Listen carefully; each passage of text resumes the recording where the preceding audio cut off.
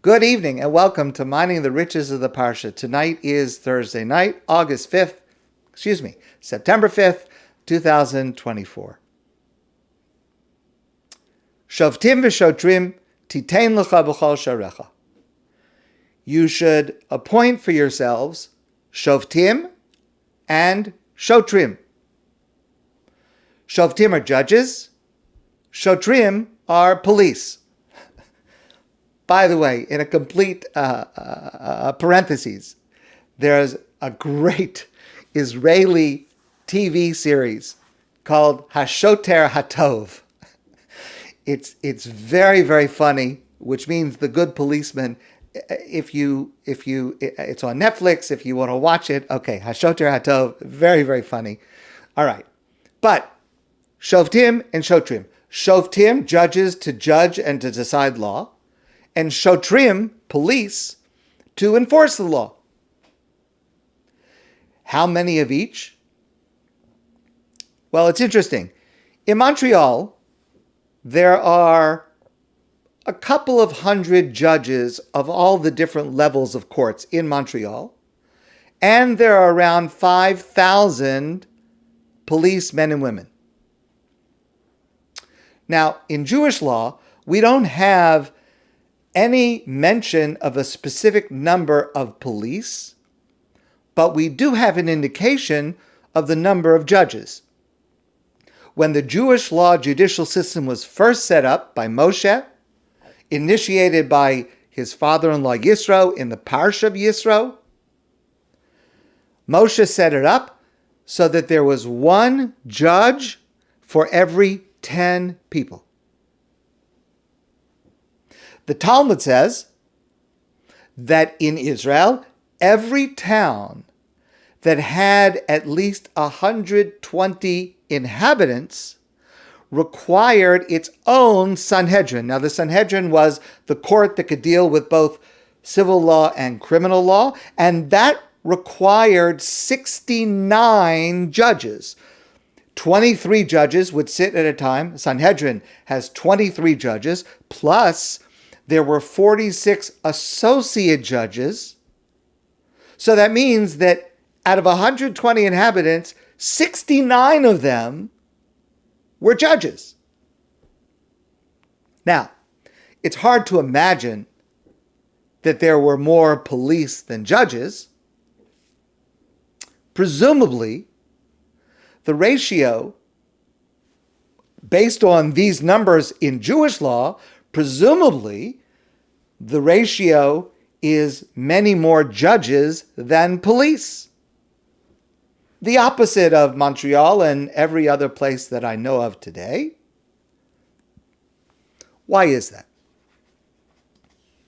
Why are there so many judges?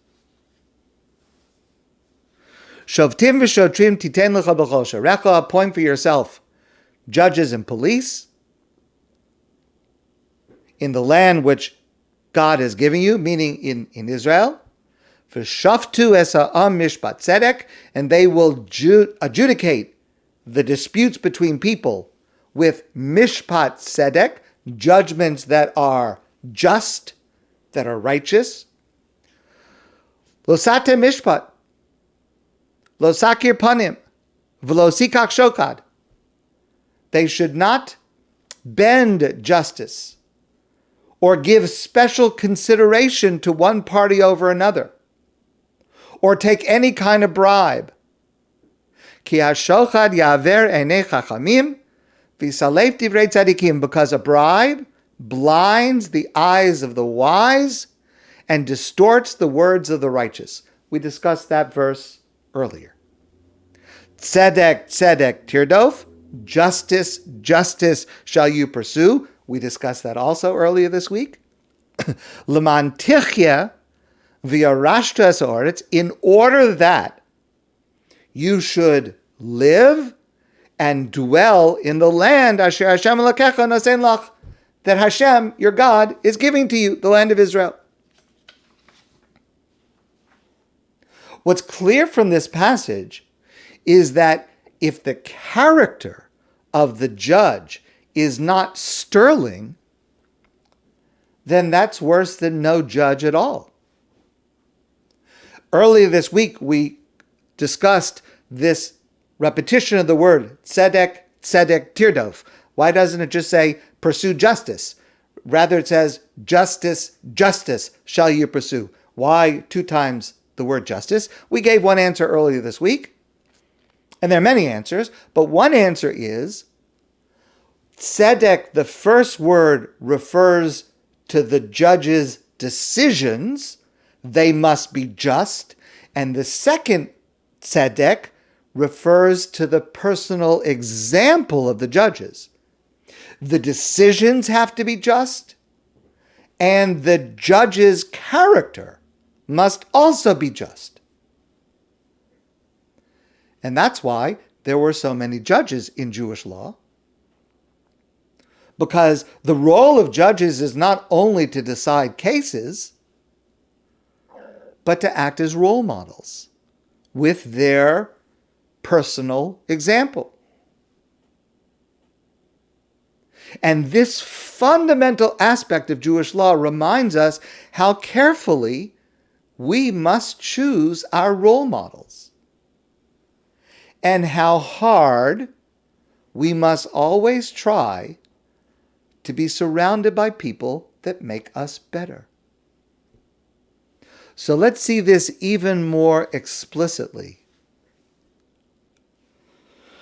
Shoftim v'shotrim titen lecha b'chol sharecha, appoint judges and police. Leman, in order that, so it's conditional, in order that, tichkia v'yarashta sa'aretz asher Hashem Elokecha nosen lach, in order that you should be able to live and dwell in the land that God is giving you. So living and dwelling in the land of Israel is a great privilege. It requires merit. And what the verse is saying is the merit by which you will deserve the great privilege of living in the land of Israel is Shoftim v'shotrim, having just and righteous judges. And that makes sense. If you want to deserve an idealistic society, you have to set up a structure that leads to idealistic goals.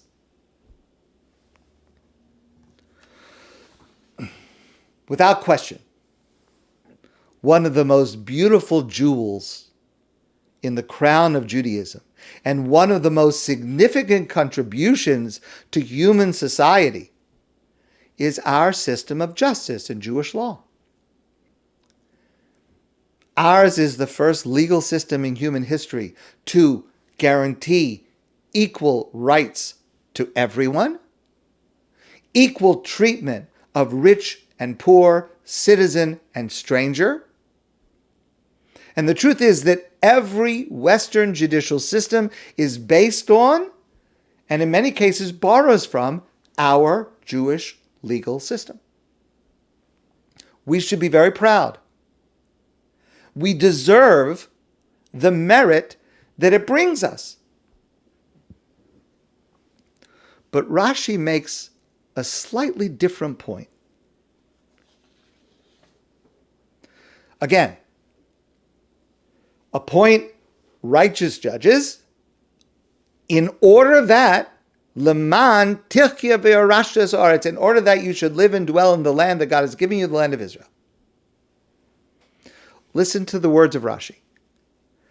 Kedai hu minui hadayonim haksherim. It is worthy to have appointed righteous judges. That is the merit that causes us to deserve lahachios es Yisrael u'lahoshivon al admasan, in order to enable the Jewish people to live and dwell in the land of Israel. The appointment of judges, of righteous judges, is the merit by which we deserve that great privilege. But Rabbi Yerucham Levovitz points out that what Rashi is saying is you have to pay attention to the subtlety. And I will confess, I learned this Rashi many, many times, and before I saw this comment of Yerucham, it never dawned on me. I didn't realize it. But listen to what Rabbi Yerucham says. A close reading of Rashi means Kol kach gadol. I'm reading now from the words of Rabbi Yerucham. Kol kach gadol hu b'Torah inyan hamishpat. Ad sherak minui hadayonim l'chud. Rashi says the merit is from the appointment of righteous judges. Od kodam hamishpat, before they ever come to a case, before they step into a courtroom. Just the appointment of righteous judges. Kvar kedaihu lahachios is Israel. Rashi is telling us that is the merit. It's not just that they're going to adjudicate righteously, justly. It is the fact that we have elevated righteous people to this role by which we deserve this merit. It's a very important statement. Who we choose to elevate, who we choose to honor, who we choose to respect is crucial even before they have acted in that role. It is our decision to choose the right people that gives us this merit. So Yochanan Zweig points out, so why do we need so many judges? Well, first of all, you should be asking lots of questions because you should want to do the right thing in every situation in life. And therefore, that requires easy access to justice. You have to have a lot of them if you're going to ask a lot of questions. That's number one. But number two, a judge in Jewish law is a conduit to create a society in which God's presence is felt.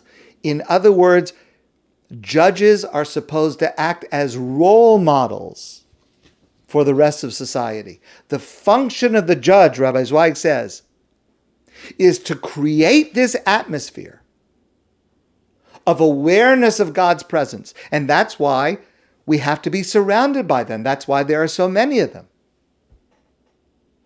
And more generally, and this applies to every single one of us, every one of us should try to be in places where he or she is inspired by those around them. And that's why the merit doesn't just come from the justice that the judges practice, but simply from choosing the right person to honor for this role.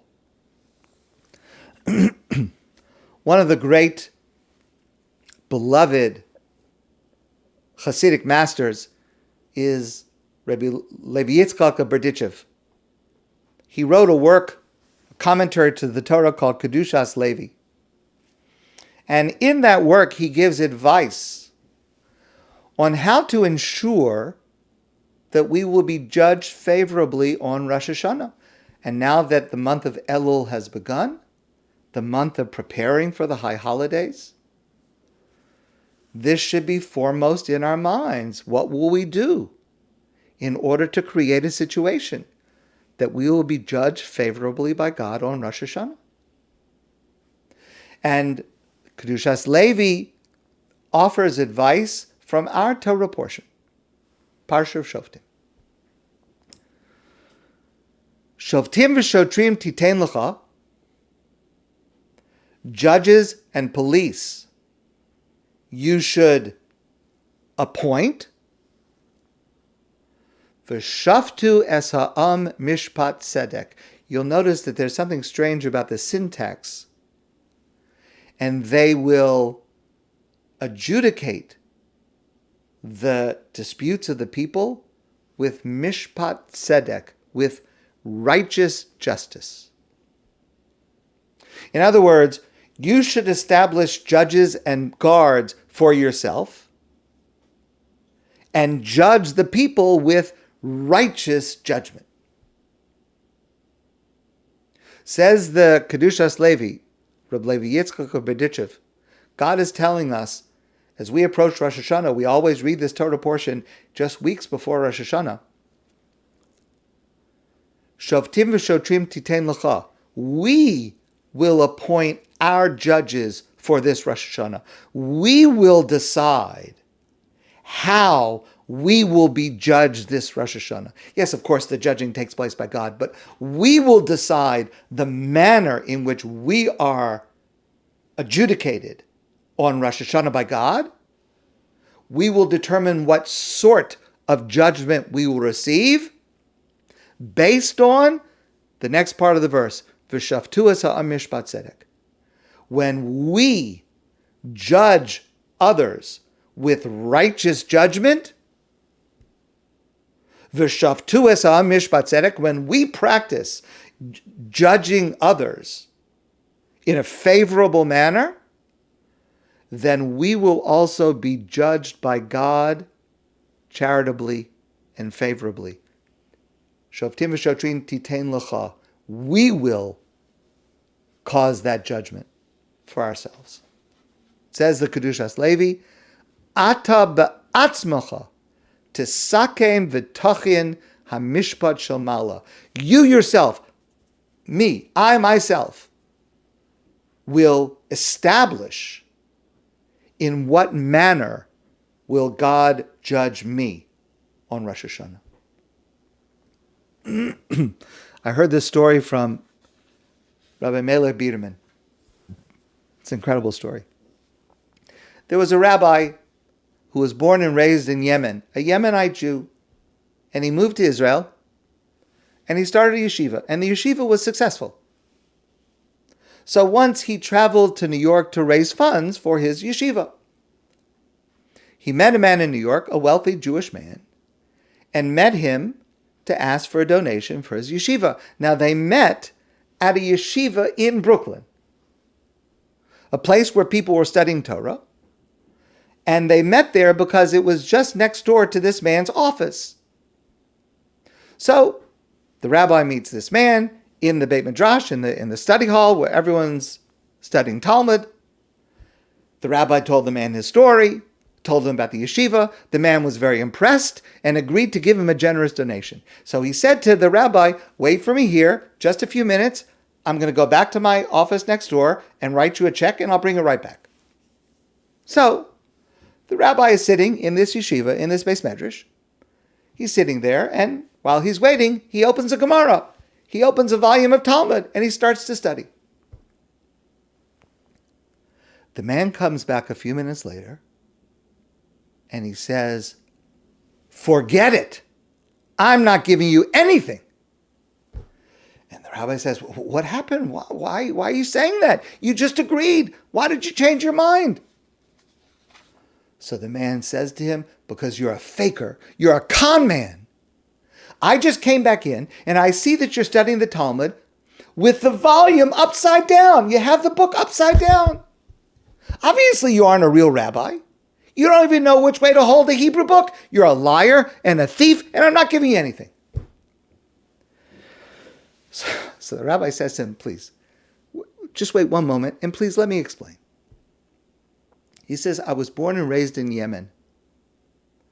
The Jews of Yemen suffered from terrible poverty for generations. There was no money for Hebrew books. The teacher had one book, one sefer, let's say one chumash or one volume of the Talmud. And all of the students would sit in a circle. And the teacher would teach all of us from that one volume. So we all learn to read upside down, right? Because they're sitting in a circle. He's holding the book. So we learn to read upside down. We learn to read sideways. And the rabbi says to this man, I can read Hebrew as fast upside down as you can read it right side up.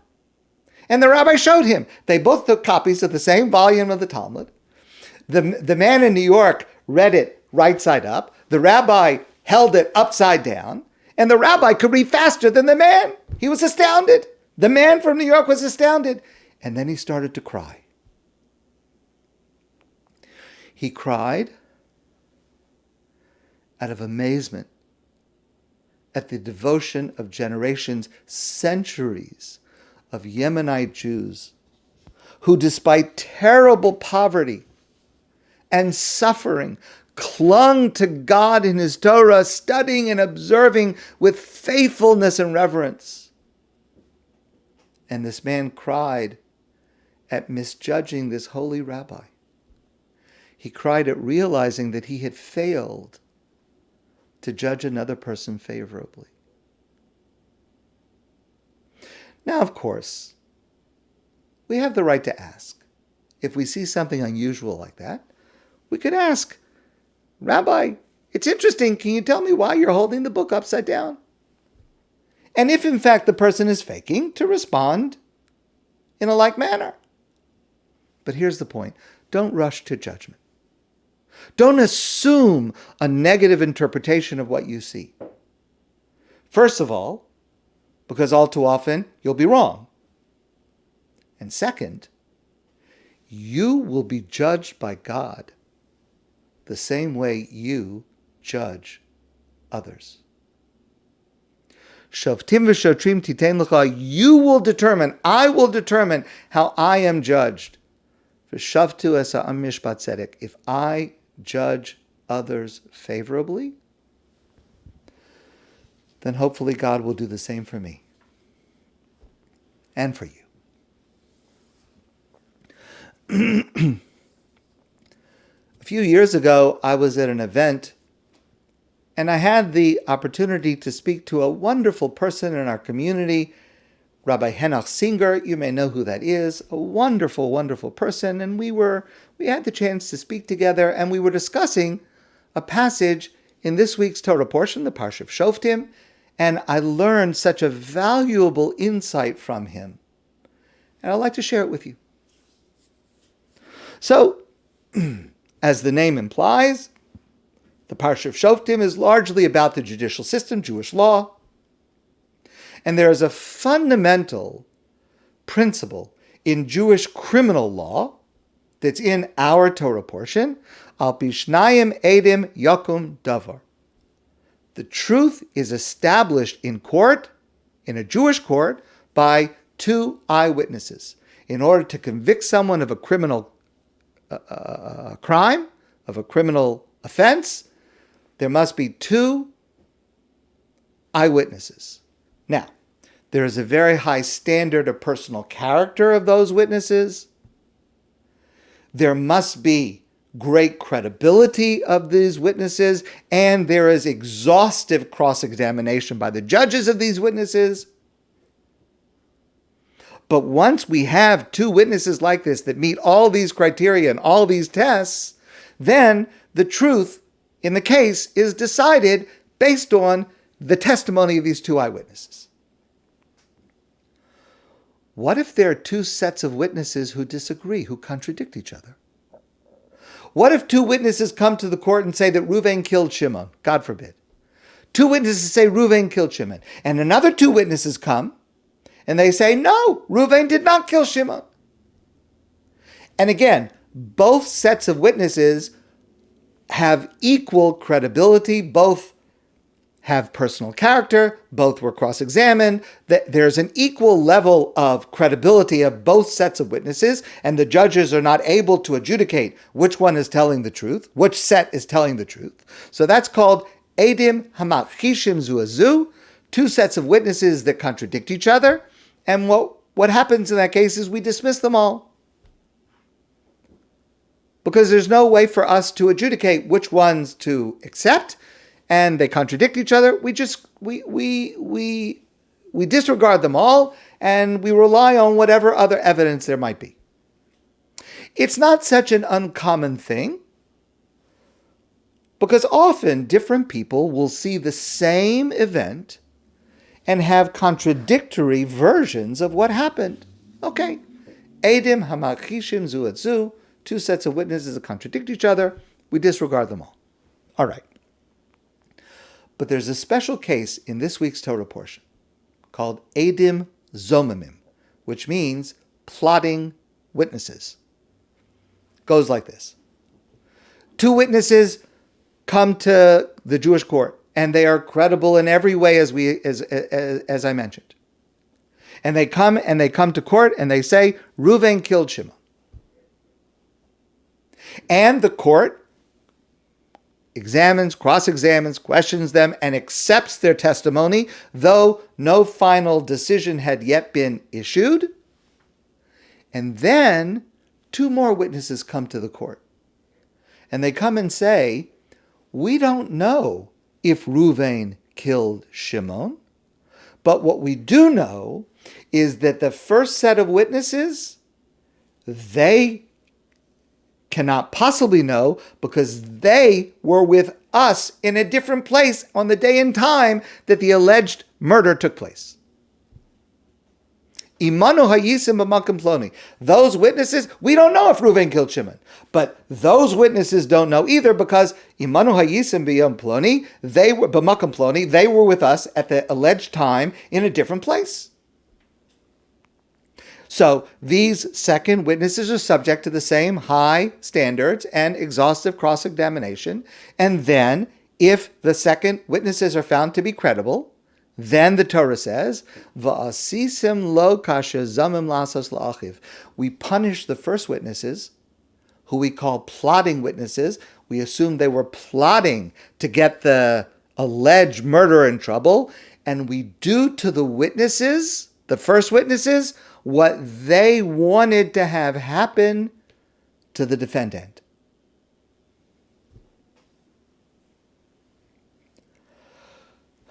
Okay?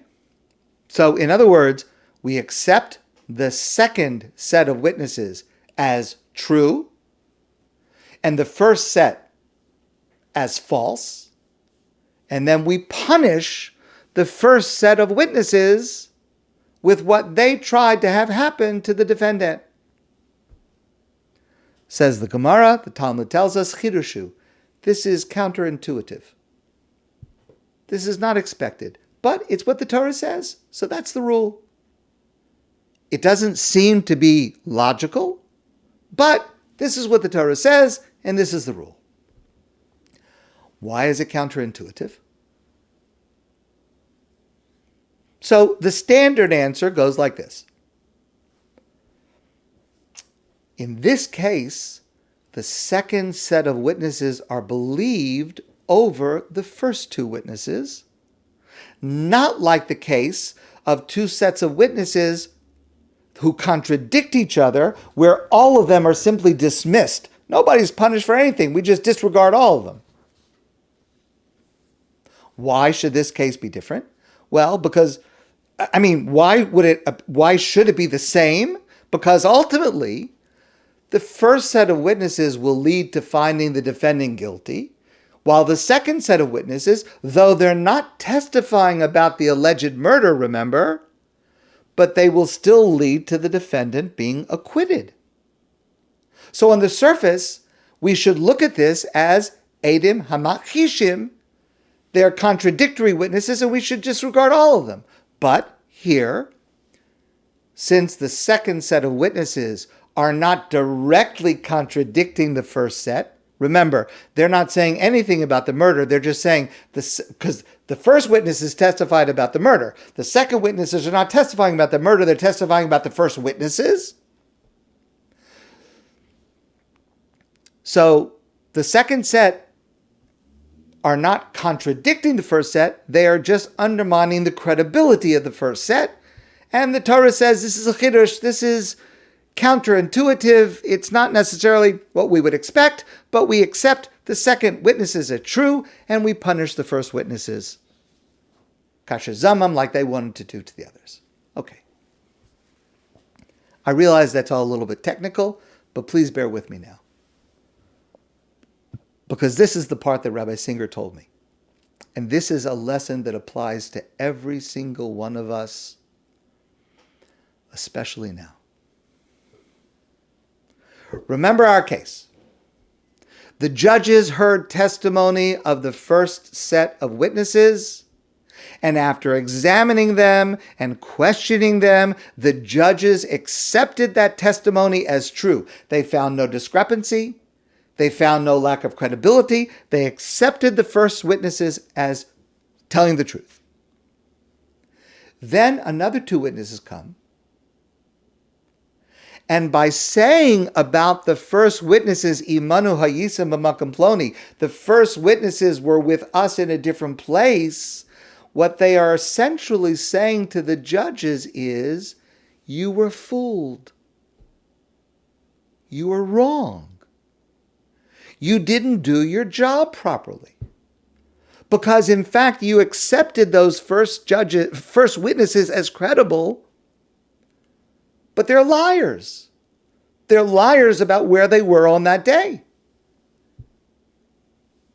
And here's the thing. People usually don't like to hear that about themselves. You failed. You were fooled. You made a terrible mistake. People don't usually like to hear that. And when confronted with this, most people will defend themselves and dig into their position and come up with rationalizations for why they did what they did. The chidush of Edom Zomim, the counterintuitive part, the part that we would not automatically assume, the unusual aspect of this specific case, technical case of witnesses, is that here the judges recognize they made a mistake and they act to correct it. You may have read Walter Mosley, a great novelist. And through one of his characters, he writes, one of the most important lessons in life is to realize everybody knows things I don't. Everybody sees things I've missed.